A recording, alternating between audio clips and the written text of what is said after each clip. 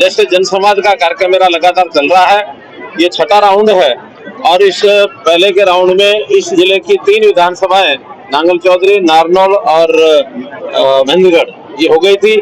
अब जो बची हुई अकेली विधानसभा को आज मैंने पूरा किया है, इसका आखिरी कार्यक्रम हुआ है। सामान्यतः ऐसे कार्यक्रमों में हम लोगों से जन संवाद करते हैं। घोषणाओं का इतना महत्व नहीं होता जितना उनके द्वारा अभी तक जो सरकार की स्कीमें योजनाएं हैं, चाहे केंद्र सरकार की है चाहे प्रदेश सरकार की है, वो कितने नीचे पहुंचती है।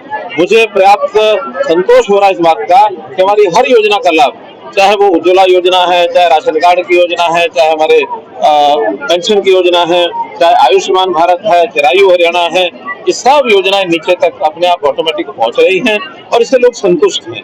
इसी प्रकार से जो लोगों की डिमांड्स होती हैं वो हम उससे ले लेते हैं। कुछ इक्का दुक्का जो डिमांड्स हमको पहले पता होती है वो हम स्वीकार कर लेते हैं, लेकिन सारी डिमांड्स को प्रदेश में वहाँ जन संवाद नाम से एक पोर्टल बनाया हुआ है, उसमें लोड करते हैं और उसमें जितने टाइम में जो पूरी होने वाली होती है, अभी तक 14,000 ऐसी डिमांड्स जन संवाद पोर्टल पर चढ़ चुकी हैं, जिसमें से 2,500 पूरी हो गई है, बाकी प्रोसेस में चल रही है। और अभी हर दिन जैसे जैसे कार्यक्रम होंगे उसमें कभी 500, कभी 700, कभी 1000 ये नई जो डिमांड्स है, नए जो एप्लीकेशन या ग्रीवेंसेस आती है वो उनको चढ़ाते हैं और ऑटोमेटिकली उनको बात करके उनको पूरा करते हैं। आज विशेष क्या घोषणा है सर पानी की जो विकास कार्यों को?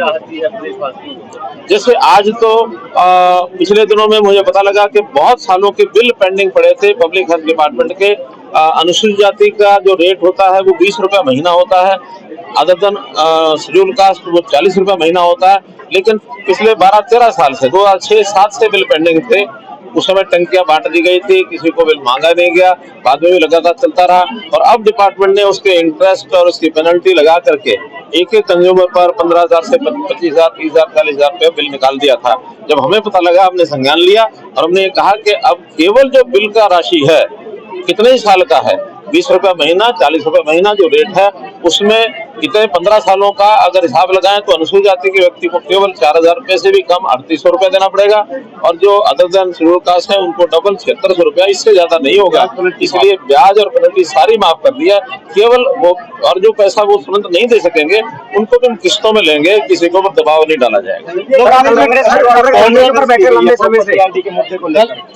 कितना ही वो करें, उनको जितने सुधार के हमारे कार्यक्रम हैं उन कार्यक्रमों से तकलीफ हो रही है, क्योंकि जनता में जो सुधार के विषय जाएंगे, क्योंकि प्रॉपर्टीज के झगड़े और प्रॉपर्टीज की जो एम्बिगुअस जो एंट्रीज है वो इतनी ज्यादा वर्षों से लटकी पड़ी थी, जो लोगों को पता ही नहीं होता था, जमीन खरीद ली, उनकी प्रॉपर्टी के मालिक थे के नहीं थे उनको पता ही नहीं होता था। हमने प्रॉपर्टी आईडी के माध्यम से सारी चीजें लंबे समय से कलर और दोगुना का विवाद था वो खत्म हो गया, उस पर क्या कुछ निर्णय हुआ? आपने कहा था कि 1 महीने बाद आएंगे, अभी बात करनी शेष है। कलर काफी लंबे समय से स्ट्राइक पर है, सरकार बातचीत चल रही है और मुझे लगता है कि सप्ताह भर तक वो सारा मामला सुलझ जाएगा। विपक्ष कहता है कि कच्चे कर्मचारियों को नियमित करने के लिए सरकारी पॉलिसी क्या भी जानकारी? अभी तक तो निर्णय दिया हुआ हाईकोर्ट ने कि 2011 की पॉलिसी के बाद और कोई पॉलिसी नहीं बनेगी। 2014 की कांग्रेस सरकार ने बनाई थी, वो भी उन्होंने रद्द कर दी थी, उस समय डायरेक्शन यही थी।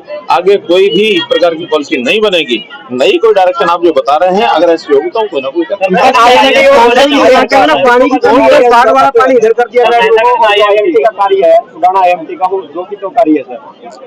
नहीं देखिए, IMT का क्योंकि जमीन का पहले विवाद था, वो विवाद हल हो गया, पंचायत ने भी देना शुरू कर दिया। कुछ और जो बीच में जमीन प्राइवेट थी उन्होंने भी ऑफर कर दी है, एक भूमि पर रहकर उसको जल्दी